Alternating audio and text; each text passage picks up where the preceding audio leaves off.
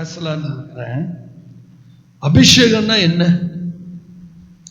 அபிஷேகம் பண்ணப்படுறதுன்னா என்ன? கொஞ்சம் கவனமா நோட்ஸ் எடுங்க. பைபிள்ல அனாயிண்டிங், அபிஷேகம் அப்படிங்கிற முதல் இடம் ஆதியாகமம் 28ஆம் அதிகாரம் 18ஆம் வசனத்தை பாருங்க, படிக்க கேட்போம்.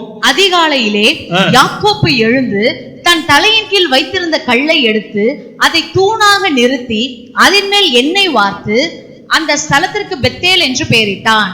அதற்கு முன்னே ஊருக்கு லூஸ் என்னும் பெயர் இருந்தது. நல்ல கவனிங்க.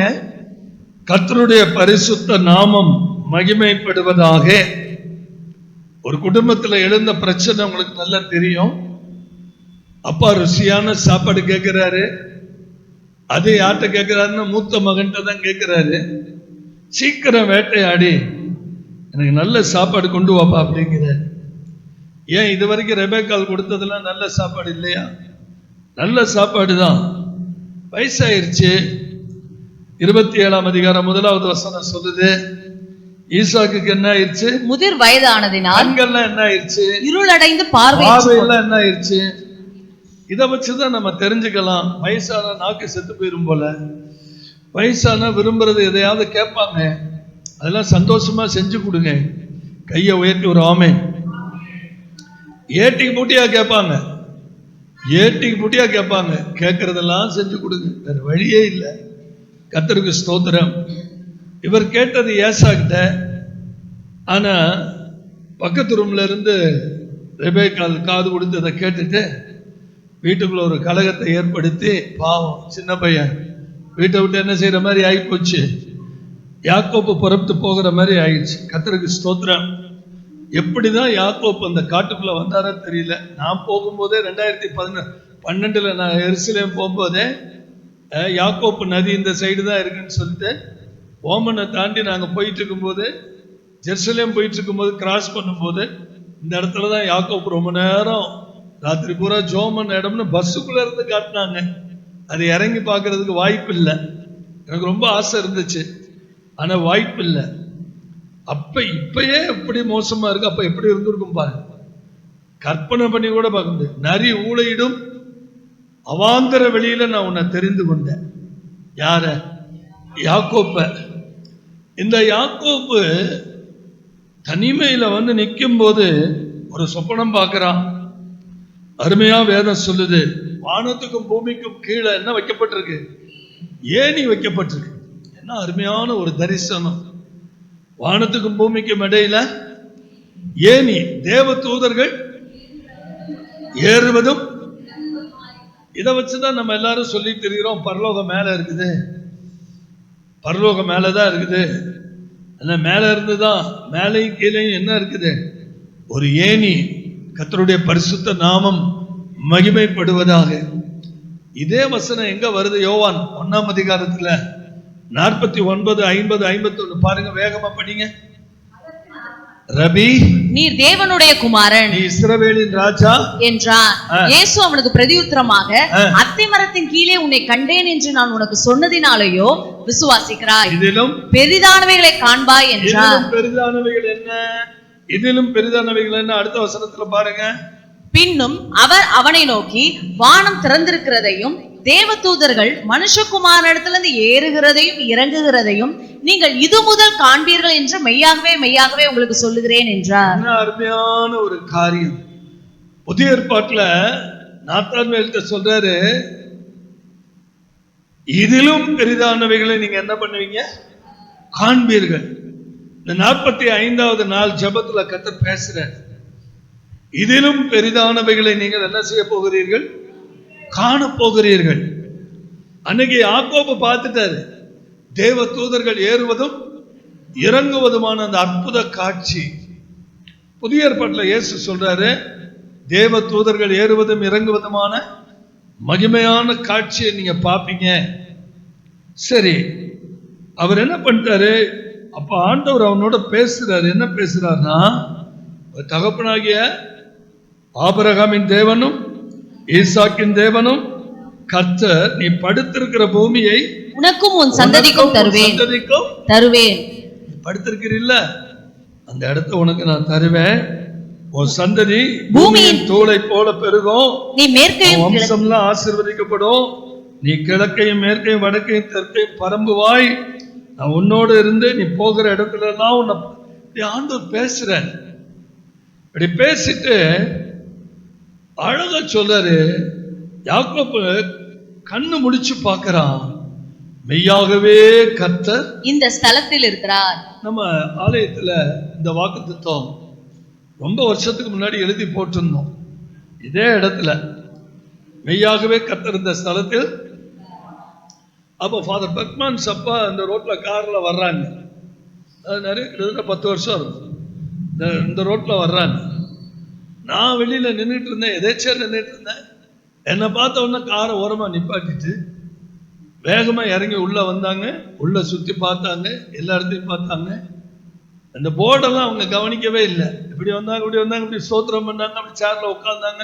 அப்படி வந்தா, டே அது ஒரு பெத்தையெல்லாம் பார்க்கிறேன்டா அப்படின்னாங்க. அப்படின்ட்டு நேரா அங்கே போய் நின்றுட்டு பொலிட்டா பார்த்தாங்க. ஏடா அப்படியே எழுதியிருக்குது அப்படின்னு. ஆமென். மெய்யாகவே கர்த்தர் இந்த ஸ்தலத்தில். நான் உங்களோட பேசுறேன், ஏமாத்தல. உண்மையாகவே ஆண்டவர் இங்க இருக்கிறார். அவ்வளவு விலைக்கரை செலுத்தப்பட்ட இடம் இது. அல்லேலூயா. ஆகவே திடமனம் கொண்டு நாம் செய்ய வேண்டிய சில காரியங்கள்லாம் இருக்கு. என்ன செய்தான் யாக்கோப்பு? அதிகாலையிலேயே எழுந்து தன் தலையின் கீழ் வைத்திருந்த கல்லை எடுத்து அதை என்னவா மாத்திட்டான்? தூணாக மாத்தி அதன் மேல அபிஷேகம்னா என்ன அர்த்தம் தெரியுமா சிஸ்டர்? ஒரு பொருளையோ ஒரு மனிதனையோ அல்லது ஒவ்வொருத்தரையும் என்ன பண்றதுன்னு கேட்டீங்கன்னா, பரிசுத்த எண்ணெய் எடுத்து மேலே ஊற்றுதல் அல்லது தடவுதல் அல்லது தேய்த்தல். ஆமென். எப்படிங்க? தலையில் என்ன பண்றது? ஊற்றுதல். தைல கொம்பை எடுத்து தலையில வார்த்து ஊற்றுதல். அல்லேலூயா. அப்ப இந்த அபிஷேகத்துக்கு சரியான ஒரு இது என்னன்னா ஊற்றப்படுதல். ஆமென். இப்ப பாருங்க, நல்ல கவனிங்க. வேதாகமத்துல இந்த அபிஷேகத்தை குறித்து ரொம்ப சிம்பிளா நம்ம விளங்கணும்னு சொன்னா, வேதாகமம் முழுவதும் பழைய ஏற்பாட்டில் சில பிரமாணங்கள்லாம் கர்த்தர் வச்சிருந்த. அனாயிண்டிங் ஆயில் அப்படின்னே ஒண்ணு வச்சிருந்த. யாத்திராகமத்துல 30ஆம் அதிகாரத்துல 22 முதல் 32 வரைக்கும் நீங்க படிச்சீங்கன்னா ஒரு 10 வருஷம் அபிஷேகத்துக்கு என்னென்ன பொருட்களை எல்லாம் என்ன செய்யணும்? 5 விதமான பொருட்கள் வரும். அதுல என்னென்ன பொருட்கள்? வெள்ளை போலம், அப்புறம் சுகந்த கருவாப்பட்டை, அப்புறம் சுகந்த வசம்பு, அப்புறம் லவங்கப்பட்டை, ஒலிவ எண்ணெய். இப்படி இதுக்கெல்லாம் நிறைய அர்த்தங்கள் இருக்கு. இதெல்லாம் நம்ம பின்னாடி தியானிப்போம். ஒரு முறை நான் சபையில வரி வரியா பேசியிருக்கிறேன். நம்ம சபையில அபிஷேக எண்ணெயை குறித்து வரி வரியா பேசியிருக்கிறேன். உங்களுக்கு ஞாபகம் இருக்கா என்னன்னு தெரியல. சார், கர்த்தர் நல்லவர். இந்த அபிஷேக எண்ணெய தவறுதலா பயன்படுத்தினா ஆபத்து. அவன் சங்கரிக்கப்படணும். பைபிள் அதான் சொல்லுது. யாத்திராகமம் 30ஆம் அதிகாரம் 33ஆம் வசனம். இந்த முறையின்படியே தைலம் கூட்டுகிறவனும் அதில் எடுத்து அந்நியன் மேல் வார்க்கிறவனும். நல்லா கவனிங்க. கர்த்தருடைய பிள்ளைகள் மேலதான் இந்த அபிஷேகம் என்ன செய்யப்படணும்? கொஞ்சம் எல்லாரும் கவனிக்கிறீங்களா? சும்மா அபிஷேகங்கிறது தெருவில் கிடக்கிறது அல்ல. அது ஹோலி ஹோலி ஹோலி. இந்த அறிவு நமக்கு வேணும். அப்ப பாருங்க, அந்நியன் மேல் வார்க்கிறவனும் தன் ஜனத்தில் இராதபடிக்கு அறுப்புண்டு போகடவன் என்று சொல் என்றார். பயங்கரமா இருக்குல்ல? இதை தவறுதலா பயன்படுத்தினா ஆபத்து. கடைசி வசனம் பாருங்க. ஆதியாகமம் 28ல கடைசி வசனம். ஆதியாகமத்துல 28ல கடைசி வசனம். தான் தூணாக நிறுத்தின இந்த கல் தேவனுக்கு வீடாகும். தூணாக நிறுத்தின கல். இந்த கல் என்னது? House of God. என்ன ஒரு ஃபெய்த் பாருங்க. நான் தூணாக நிறுத்துற கல்லு இது தேவனுடைய வீடா மாறும். இச்சடி சபை இவ்வளவு மகிமையா வந்ததுக்கு காரணம் ஆஸ்பெஸ்டாஸ் சீட்டிலேயே சும்மா 20க்கு 10. எத்தனை வருஷம் ஆராதிச்சாங்க? 15 வருஷம். 15 வருஷம் அப்படி ஆராதிச்சத ரோட்ல போன நாகர்கோவில்ல ஒரு அம்மா ரோட்ல போனவங்க பார்த்து அந்த பாஸ்டர் யாருன்னு கேட்டு நம்பரை வாங்கி காணிக்க கொடுத்தாங்க.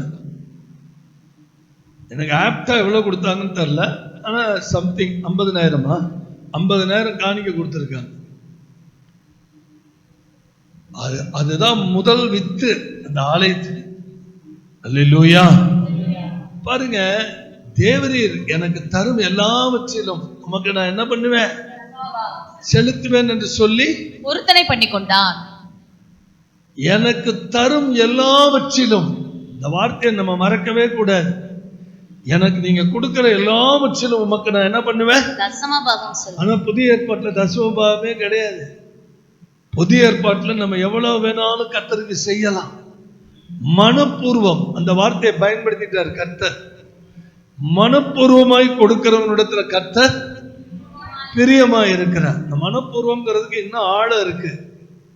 தன்னுடைய இருதயத்துல நியமித்தபடி தன்னுடைய ஜீவனுக்கு இருந்த அந்த 2 பைசாவையும் கர்த்தருக்கு போட்டார். அந்த ஃபுல் ஹார்ட். நீங்க பணம் இல்ல, நீங்க பணத்தினுடைய மதிப்பு இல்ல, ஃபுல் ஹார்ட் தான் முக்கியம். அல்லேலூயா. காணிக்கை போட்டு லபலபன்னு அடிச்சுக்கிறது இல்ல, ஐயோ முட்டு போட்டுட்டேனே அப்படின்னு. நிறைய பேருடைய எண்ணங்கள் அப்படி இருக்கு, நிறைய பேருடைய சிந்தை அப்படி இருக்கு. காணிக்கை கொடுத்துட்டு ஐயோ இவ்வளவு போட்டுட்டோமே. ஏன்னா அது ஒரு அருவருப்பான புத்தி. ஏன்னா இந்த புத்தி எங்களுக்கெல்லாம் இருந்துச்சு கத்தோலிக்கத்துல. அதான் அவ்வளவு பணம் அவங்களுக்கு வருதே, இவ்வளவு பணம் வருதே, நம்ம எதுக்கு? ஆனா எங்க அப்பா காணிக்கை பயங்கரமா கொடுப்பார். தினமும் பஸ் பணத்தை பூரா எடுத்து காணிக்கை தான் செலுத்துவேன். ஆனா நமக்கு அந்த நாட்கள்ல கேவலமான புத்தி. ஆனா பைபிள் படிக்க ஆரம்பிச்ச உடனேதான் கர்த்தர் இருதயங்களை விசாலப்படுத்தின. அல்லேலூயா. வேதாகமத்தை படிச்ச உடனேதான் கர்த்தருடைய கரம் அவருக்கு கொடுக்கிறதுனால உண்டாகிற மேன்மைய ரொம்ப அருமையா ஆண்டவர் புரிய வச்சார். அல்லேலூயா. ஆங்கிலத்துல, அதாவது ஹீப்ரு வேர்டுல மாசா அப்படிங்கிற வார்த்தை, அதே எண்ணெய் எடுத்து தடவுதல் அல்லது எண்ணெய் எடுத்து பூசுதல் அல்லது எண்ணெய் எடுத்து ஊற்றப்படுதல், இதெல்லாம் அர்த்தம் வரும். கர்த்தருடைய பரிசுத்த நாமம் மகிமைப்படட்டும். பழைய ஏற்பாட்டுல இந்த அனாயிண்டிங் வெளிப்படையா நடந்துச்சு. அபிஷேகம் எப்படி நடந்துச்சு? வெளிப்படையா நடந்தது. ராஜாக்கள், ஆசாரியர்கள், தீர்க்கதரிசிகள், இவர்கள் போன்றவங்க எல்லாம் பாருங்க, ஆழமான அந்த அபிஷேகத்தை வெளிப்படுத்துறதுக்காக என்ன பண்ணாங்கன்னு கேட்டீங்கன்னா, எண்ணெயினால என்ன பண்ணாங்க? அபிஷேகம் பண்ணப்பட்டாங்க. உங்களுக்கு ஒரு சாம்பிள் தர்றேன். 1 சாமுவேலின் புஸ்தகம் 10ஆம் அதிகாரம் 1வது வசனத்தை படிங்க. அப்பொழுது சாமுவேல் தைல குப்பியை எடுத்து அவன் தலையின் மேல் வார்த்து அவனை முத்தம் செய்து, கர்த்தர் உன்னை தம்முடைய சுதந்திரத்தின் மேல் தலைவனாக அபிஷேகம் பண்ணினார் அல்லவா, நீ இன்றைக்கு என்ன வார்த்தையை பார்த்தீங்களா? சாமுவேல் தைல குப்பியை எடுத்து அவன் தலையின் மேல் வார்த்து அவனை முத்தம் செய்து, கர்த்தர் உன்னை தம்முடைய சுதந்திரத்தின் மேல். இந்த அபிஷேகத்துக்கு என்ன பேர் தெரியுமா? Leadership anointing. Leadership anointing. ஒரு தலைவனாக்குகிற ஒரு அபிஷேகம், ராஜாவாக்குகிற ஒரு அபிஷேகம், ஆசாரியனாக்குகிற ஒரு அபிஷேகம், தீர்க்கதரிசி ஆக்குகிற ஒரு அபிஷேகம். அல்லேலூயா. சங்கீதத்துல தாவீது 20ஆம் சங்கீதம் 6வது வசனத்துல கர்த்தர் தாம் அபிஷேகம் பண்ணினவரை ரட்சிக்கிறார் என்பதை இப்பொழுது அறிந்திருக்கிறேன். இன்னொரு விஷயம் தெரியுமா உங்களுக்கு? உங்க மேல அபிஷேகம் இருந்தா கரெக்டா தெரியும் ஆண்டவருக்கு இது நம்மால். இன்னொன்னு சொல்றேன், உங்க மேல இருக்கிற அபிஷேகத்தை பார்த்தா பிசாசுக்கு நடுக்கம் வந்துடும். இது 2மே நடக்கும். அபிஷேகம்ங்கிறது கர்த்தர் போட்ட முத்திரை, இந்த முத்திரை அவங்க மேல இருக்கிறது பிசாசுக்கு தூரத்துல வரும்போதே தெரியும். ஏன்னா அப்போஸ்தலர் 10:38 படிக்கிறோம், நசரேயனாகிய இயேசுவை தேவன் பரிசுத்த ஆவியினாலும் வல்லமையினாலும் அபிஷேகம் பண்ணினார். தேவன் அவரோட இருக்க.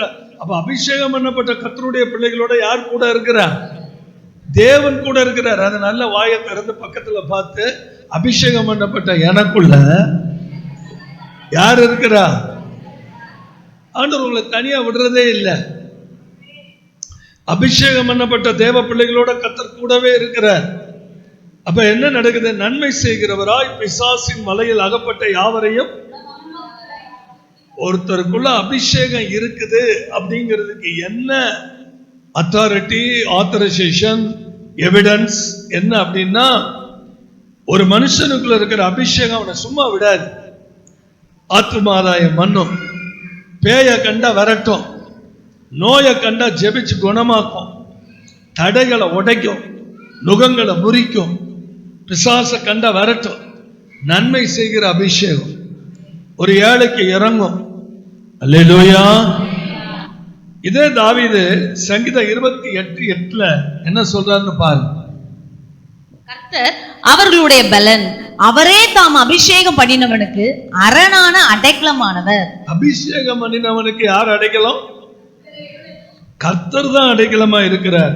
அல்லேலூயா, அல்லேலூயா. அப்ப வேதாகமம் முழுவதையும் நீங்க வாசித்தீங்கன்னா, தேவன் ஒவ்வொருத்தர் மேலையும் அக்கறை உள்ளவர். அவர் எப்படி அக்கறை உள்ளவரா இருக்கிறார்? 1 சாமுவேல்ல 16ஆம் அதிகாரத்துல 3வது வசனத்துல சொல்றாரு. 1 சாமுவேல் 16:3 ஈசாயை பலிவிருந்துக்கு அழைப்பாயாக, அப்பொழுது நீ செய்ய வேண்டியதை நான் உனக்கு அறிவிப்பேன். ஈசாயை பலிவிருந்துக்கு கூப்பிடு, அப்ப நீ செய்ய வேண்டியதை நான் உனக்கு என்ன பண்ணுவேன்? அறிவிப்பேன். நான் உனக்கு சொல்லுகிறவனை எனக்காக அபிஷேகம் பண்ணுவாயாக என்றார். நீங்க பக்கத்துல அப்படியே சொல்லுங்க, நான் உனக்கு சொல்லுகிறவனை நீ எனக்காக என்ன பண்ண? நிறைய பேரு ஒவ்வொருத்தரை பார்த்து ஒவ்வொருத்தர் கிண்டல் அடிக்கிறாங்க. அப்படி செய்யவே கூடாது. டாக்டர் பில்லி கிரஹாமை பார்த்து ஆம்ஸ்டர்டாம்ல நடந்த ஜெர்மன்ல நடந்த ஒரு பெரிய கூட்டத்தில் டாக்டர் பில்லி கிரஹாம் ஒரு கேப் விட்டு கொஸ்டின் கேட்கிறவங்க கேட்கலாம், நான் பதில் சொல்றேன். அது மாதிரி வாய்ப்பு கிடைச்சதே இல்லையா.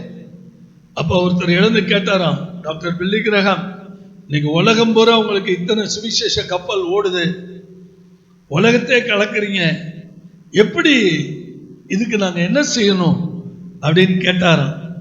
அதுக்கு பில்லி கிரஹாம் சொன்ன ஒரே பதில், அதுதான் எனக்கு தெரியல, பரலோகத்துல போய் தான் அவற்றை கேட்கணும் அப்படின்னாராம். புரிஞ்சிச்சா? புரியலையா? புரியல. என்ன ஒரு ஹம்பிள் ஆன்சர். எனக்குமே அது புரியல. பரலோகத்துக்கு போனாதான் தெரியும். இதுல இருந்து நம்ம என்ன விளைக்கிறோம் தெரியுமா? ஆண்டவர் சிலரை வித்தியாசப்படுத்த விரும்புகிறார். அல்லேலூயா.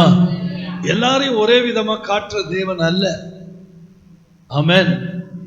12 சீஷர்களும் கூடவே தான் இருந்தாங்க இல்லையா? ஜெபிக்கிறதுக்கு கூடவே போனாங்க, மலையில ஏறி கூடவே போனாங்க,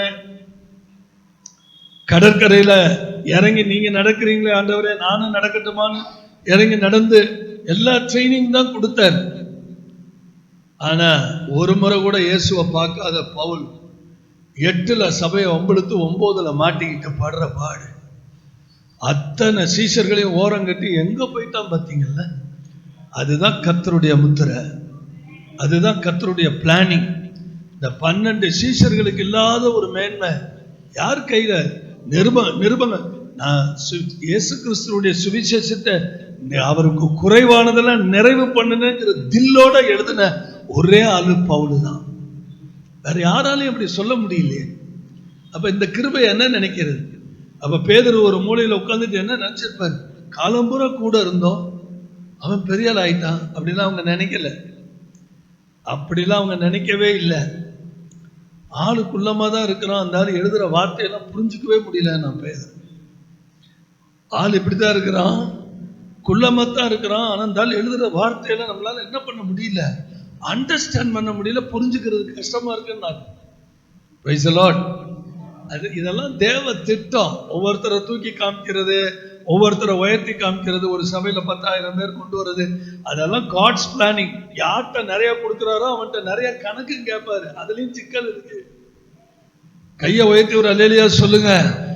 பக்கத்துல கை கொடுத்து சொல்லுங்க. யார்கிட்ட நிறைய கொடுக்குறாரோ அவர்கிட்ட என்ன கேட்பாரு? கணக்குன்னு கேட்பாரு. அங்கதான் நியாயத்தை அந்த ஜட்ஜ செல்வகுமாரன் அடிக்கடி சொல்லுவாங்க, ஜட்ஜ்மெண்ட்ல நிற்கும் போதுதான் தெரியும் ஜட்ஜ்.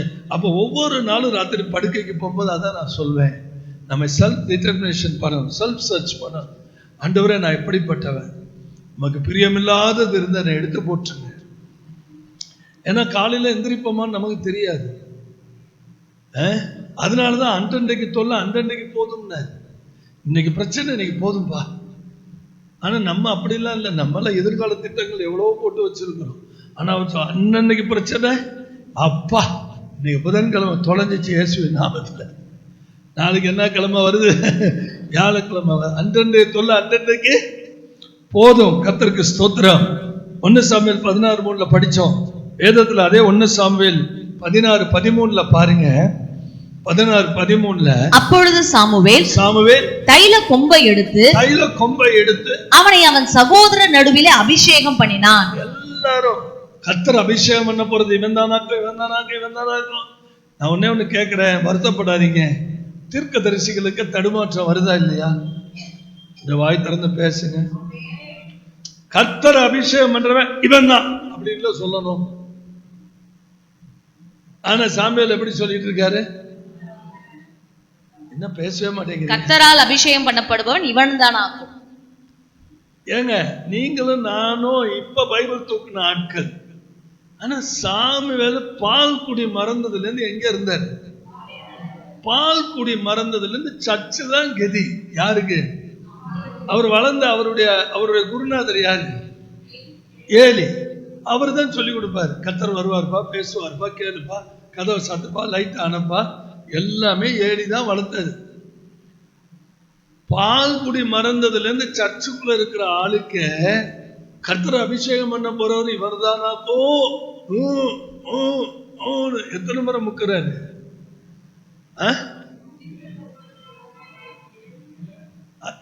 அதுக்குதான் இப்ப பேச வர்றேன். சும்மா இந்த தீர்க்க தரிசனம் கேட்கிறேன்ட்டு அங்க போறது இங்க போறது இங்க போறது அங்க போறதெல்லாம் வேலையே விட்டுருங்க. கையில எவ்வளவு பெரிய தீர்க்க தரிசன புஸ்தகத்தை வச்சிருக்கிறீங்க. இப்ப நான் யார்கிட்ட போய் தீர்க்க தரிசனம் கேட்டுட்டு இருக்கேன் சொல்லுங்க? இதெல்லாம் பைத்தியக்காரத்தனம். உங்களுக்கு வாய்ப்பு கிடைச்சா ஸ்தோத்திரம். உங்க வீட்டுக்கு ஒரு தீர்க்க தரிசி வர்றாரு, மடார்னு அடிக்கிறாரு, சந்தோஷமா ஏத்துக்கங்க. எனக்கு ஒரு சம்பவம் நடந்துச்சு, அதை நான் சொல்றேன். தானியல் என்ன அந்த மச்சோடியில வருஷம் ஒரு முறை காஸ்பல் மீட்டிங் போடுவாங்க. அப்படி ஒரு காஸ்பல் மீட்டிங் போடும்போது நான் கடைசியா உட்கார்ந்துருந்தேன். என்னை கூப்பிட்டாங்க, நான் அவன் வீட்டுக்கு போனேன். அப்ப ஜபராஜன் ஒருத்தர் தூத்துக்குடியில இருந்து வந்திருந்தேன்.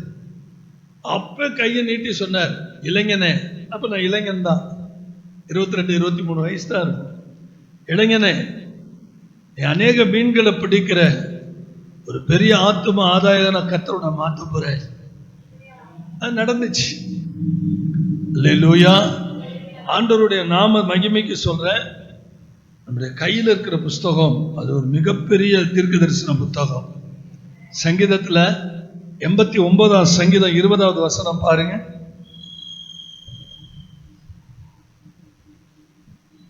என் தாசனாகிய தாவீதை கண்டுபிடித்தேன். எப்படிங்க?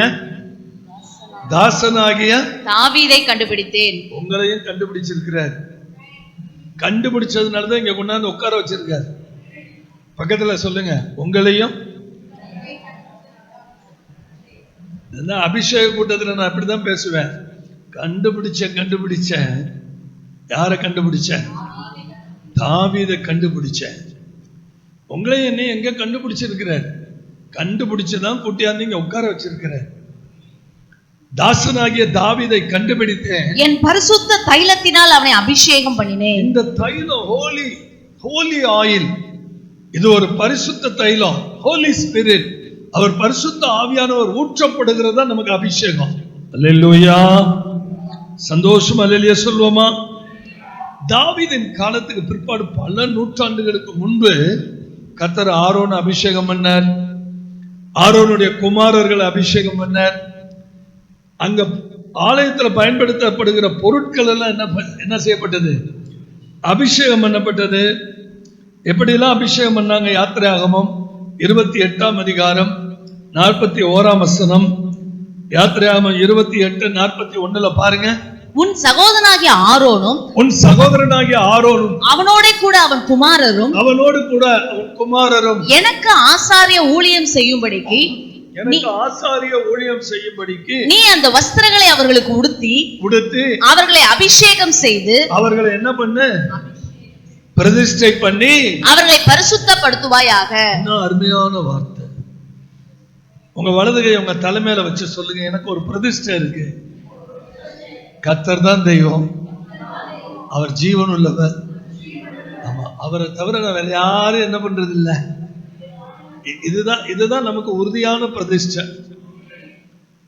அதுக்கு மேல எடுக்கிற பிரதிஷ்டை எல்லாம் உங்களை சார்ந்தது. அல்லேலூயா. ஆமா, ஆரோனுக்கும் அவன் குமாரருக்கும் ஆசாரிய வஸ்திரங்களை போட்டு அவர்களை அபிஷேகம் பண்ணி அவங்களை என்ன பண்ண?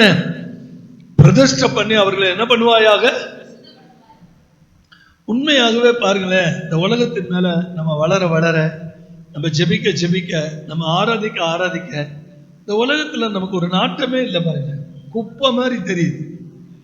உண்மையா இல்லையா? இந்த உலகம் நம்ம காலுக்கு கீழே. இந்த உலகத்தை பார்த்தா நமக்கு பெருசாவே தெரியல. இந்த உலகத்துல எதை பார்த்தாலும் நமக்கு பெருசா தெரியல. ஆமென், சத்தமா ஆமென். எல்லாத்தையும் அனுபவிச்சுட்டு பிரசங்கி மாயைன்னா நம்ம எதையுமே அனுபவிக்காம மாயைன்னு சொல்லுவோம். சத்தம் வரமாட்டேங்குத. எல்லாத்தையும் அனுபவிச்சுட்டு தான் பிரசங்கி என்ன பண்ணா? மாயை எல்லாம் மாயைன்னா. நம்ம எவ்வளவோ அனுபவிக்கல, அதெல்லாம் வேணாம், தெரிஞ்சு போச்சு. ஒருத்தன் பட்டு சீரழிஞ்சு எழுதி வச்சிருக்கிறான், அது போதும் ஆண்டவரே. அல்லேலூயா. பங்களாவை கட்டினேங்கிறான், திராட்சை தோட்டம் போட்டேங்கிறான், எத்தனை மனைவியை கல்யாணம் பண்ணேங்கிறான். கல்யாணம் இங்க பண்ணா எல்லாம் சேர்த்துக்கிட்டான், என்னென்னமோ பண்ண, அது பண்ண இது பண்ணேங்கிறான். கடைசி வரி எல்லாம் மாயை. நான் சொல்றேன், இந்த மாயையை போய் தேடி போறதுக்கு முன்னாடி எழுதி வச்ச மாயையை இருதயத்துல ஏத்திக்கிட்டு, இந்த மாயையெல்லாம் வேணாம்பா. நல்ல கையை அபிஷேகம் பண்ணப்பட்டவங்க இந்த மாயையான உலகத்துல வீழ மாட்டாங்க. ஆமென், அல்லேலூயா. பாருங்க, இந்த வசனம் என்ன அழகா சொல்லுது. அந்த 28:41 அதே மாதிரி 30:30 பாருங்க. யாத்திராகமம் 30:30 பாருங்க. ஆரோனும் அவன் குமாரரும் எனக்கு ஆசாரிய ஊழியம் செய்யும்படிக்கு நீ அவர்களை அபிஷேகம் பண்ணி அவர்களை என்ன பண்ணுவாயாக? பரிசுத்தப்படுத்துவாயாக. இதே லேவியராகமம் 8ஆம் அதிகாரம் 30வது வசனம். லேவியர் 8:30 பாருங்க. மோசே அபிஷேக தைலத்திலும் பலிபீடத்தின் மேலிருந்த இரத்தத்திலும் கொஞ்சம் எடுத்து ஆரோன் மேலும் அவன் வஸ்திரங்கள் மேலும் அவன் குமாரர் மேலும் அவர்கள் வஸ்திரங்கள் மேலும் தெளித்து ஆரோனையும் அவன் வஸ்திரங்களையும் அவன் குமாரரையும் அவன் குமாரரின் வஸ்திரங்களையும் பரிசுத்தப்படுத்தினான். இதுல ரொம்ப அழகு என்ன தெரியுங்களா? இந்த ரத்தத்துல எடுத்து, பலி செலுத்துற ரத்தத்துல எடுத்து, வலது கையின் பெருவிரல், வலது காதின் பெருமடல், வலது காலின் பெருவிரல், மூணு ஹோல் பாடியை டச் பண்ணிட்டான். இது ஒரு டெடிகேஷன். பிசாசு நடுங்குமா? இப்ப நமக்கு எப்படின்னா, இயேசுவின் ரத்தம் ஃபுல்லாவே நம்மளை வாஷ் பண்ணி நம்மை சுத்திகரித்து இருக்கிறது. அல்லேலூயா. அவ்வளவு அருமை பாருங்க. அதே லேவியராகமத்துல 10ஆம் அதிகாரத்துல 7வது வசனத்துல பாத்தீங்கன்னா, நீங்கள் சாகாதபடிக்கு ஆசாரிப்பு கூடார வாசலிருந்து புறப்படாதிருங்கள், கர்த்தருடைய அபிஷேக தைலம் உங்கள் மேல் இருக்கிறதே என்றான். பக்கத்துல சொல்லுங்க, கர்த்தருடைய அபிஷேக தைலம் உங்க மேல இருக்குது. அவர்கள் மோசேயினுடைய வார்த்தையின்படியே செய்தார்கள். என்ன அருமையான வார்த்தை பாருங்க. கர்த்தர் எவ்வளவு நல்லவர் பாருங்க. ஆண்டவருடைய பரிசுத்த நாமம் மகிமைப்படுவதாக. ஏன்னா ஒரு சில ஒரு 2 வசனங்கள் தியானிச்சு நம்ம ஜெபிச்சு முடிக்கலாம். நமக்கு நேரம் போதாது. உங்களுக்கு தெரிஞ்சா சொல்லுங்க. நம்ம எல்லாருக்குமே தெரியும், இயேசு அப்படின்னா, ஜீசஸ் அப்படின்னா என்ன அர்த்தம்? ஜீசஸ்னா The Lord is salvation. நம்முடைய பாவங்களிலிருந்து நம்மை ரட்சிக்கிறவர், ரட்சகர். கிரைஸ்ட்னா என்ன? கிரைஸ்ட்னா தான் அபிஷேகம் பண்ணப்பட்ட, ஒன்ஸ் who anointed. மெசியானாலும் அதே தான். எபிரேய வார்த்தையில கிரேக் கிறிஸ்டோ, கிறிஸ்டோங்கிற வார்த்தை என்ன வரும்னா ஒன்ஸ் who anointed, கிரைஸ்ட். மெசியானாலும் அதுதான், கிறிஸ்துனாலும் அதுதான். அல்லேலூயா. கர்த்தரா, எனக்கு இப்படி சொன்னாதான் சந்தோஷமா இருக்கும். கர்த்தராகிய இயேசு கிறிஸ்து. ஆமென். நீங்க எல்லாரும் அப்படி உச்சரிங்க பாப்போம். எப்படியே? சும்மா இயேசு இயேசுன்னு சொல்லக்கூடாது. கர்த்தராகிய இயேசு கிறிஸ்து. கர்த்தர் யார்? God is spirit. பிதா யார்? கர்த்தர். கர்த்தர் யார்? இயேசு கிறிஸ்து. குழப்பமா இருக்கு. 3 பேரும் என்னது? ஒரே தெய்வம். அதுதான் கிறிஸ்டியானிட்டியுடைய சீக்ரெட். இது ட்ரினிட்டி மட்டும் நமக்கு புரிஞ்சா போதும். முப்பரி நூல் என்ன ஆகாது? அருகாது. பிதா, குமாரன், கிறிஸ்து. பிதாவை விசுவசிக்கிறியா? விசுவசிக்கிற. இயேசு கிறிஸ்துவ விசுவசிக்கிறியா? விசுவசிக்கிற. ஆவியானவரை விசுவசிக்கிறியா? விசுவசிக்கிற. அப்ப இது யாருடைய காலம்? கடைசி காலம். அப்ப கடைசி யாருடைய காலம்? இனி ஒரு காலமே கிடையாது. நம்ம காலத்திலே இயேசு வந்துருவார். இதுதான் கடைசி காலம். பிதா கால கிரியேஷன் முடிஞ்சிருச்சு. இயேசு காலம் வந்து பாவ மன்னிப்பு கொடுத்து சிலுவையில மரித்து உயிர் தெழுந்து பிதாவினுடைய வலது பரிசத்துல இருக்கிறார். இப்ப ஆவியானவருடைய காலம், கடைசி காலம். அல்லேலூயா. இந்த கடைசி காலத்துல வாழ்கிற நமக்கு ரொம்ப முக்கியம் இந்த அபிஷேகம். சந்தோஷமா இருக்கிறீங்களா? நேற்றைய தினத்துல நான் என்ன பேசினேன்? ஒரு அபிஷேகம் பண்ணப்பட்டவன், ஒரு அபிஷேகம் பண்ணப்பட்டவன் எப்படிலாம் இருப்பான், எப்படி இருப்பான்னு சொல்லி கொடுத்தேன். இன்னைக்குதான் ஃபண்டமெண்டலை டச் பண்ணி இருக்கிறோம். தொடர்ந்து நிறைய கிளாஸஸ் பார்க்க போறோம். ஏன் இந்த அபிஷேகத்தை இவ்வளவு தூரம் வலியுறுத்துறேன்னா, அங்கிட்டு இங்கிட்டு சாயவே மாட்டீங்க. உங்களுக்குள்ள ஆணி அடிச்ச மாதிரி இருக்கும். சிம்பிளா சொல்ல போனா, நீங்கள் கர்த்தராலே பெற்றுக்கொண்ட அபிஷேகம் உங்களில் நிலைத்து இருக்கிறது. ஆங்கிலத்துல சொல்லணும்னா ஸ்டெட்ஃபாஸ்ட் ஸ்பிரிட். உங்களுக்குள்ள அது நிலைச்சிருக்கு. அது உங்களை விட்டு போகாது. அப்படி சொல்லி பாருங்க. எனக்குள்ள இருக்கிற அபிஷேகம் என்னை விட்டு. நான் 2 நாளைக்கு முன்னாடி கூட சொன்னேன். என்ன சொன்னா, ஆவியானவர் நம்ம ஏதாவது தப்பு பண்ணிட்டா ஒதுங்குவார், அமைதியா இருப்பார், நம்மளை விட்டு போகவும் மாட்டார். அதான் இப்ப பெரிய பிரச்சனை. செயல்படவும் மாட்டார். நீ இல்லாத சேட்டையெல்லாம் பண்ணிட்டு இருப்பியான்னு கேட்பார். அப்ப நமக்கு எல்லாரும் கொஞ்சம் கவனிக்கிறீங்களா? இதை மட்டும் சொல்லி முடிச்சிடறேன். நீங்க பைபிள், டைரி எல்லாத்தையுமே மூடிடலாம். கர்த்தரால வல்லமையா பயன்படுத்தப்படுகிற பெரிய பெரிய பெரிய பெரிய பரிசுத்தவான்களோடு பல மேடைகள்ல நான் ஏறிட்டேன். தேவ கிருபையினாலதான். எனக்கு ஒரு பிரம்மாண்டமான மேடை தேவையா? தேவையில்லை. எல்லாம் பார்த்துட்டேன். மகா கிருபையும் இரக்கமும் நிறைந்த எங்கள் அன்பு தெய்வமே, எங்களை முழுமையாய் அர்ப்பணிக்கிறோம், ஒப்பு கொடுக்கிறோம். உம்முடைய தயவுள்ள கரம் எங்களை ஆசீர்வதித்து எங்களை வழி நடத்தட்டும். தொடர்ந்து இந்த அபிஷேகத்தை குறிச்சு எல்லா காரியங்களையும் நாங்க தியானித்து முடிக்க எங்களுக்கு உதவி செய்யுங்க. சபை உயிர்ப்பிக்கப்படட்டும். சபை எழுப்புதல் அடையட்டும். இழந்து போன கிருபை, இழந்து போன விசுவாசம், இழந்து போன வல்லமை எல்லாம் திரும்ப பெறட்டும். ஆண்டவரே, அற்புதம் செய்யுங்க. இயேசுவின் நாமத்தில், இயேசுவின் இரத்தத்தில் ஜெயம் எடுக்கிறோம். நல்ல பிதாவே.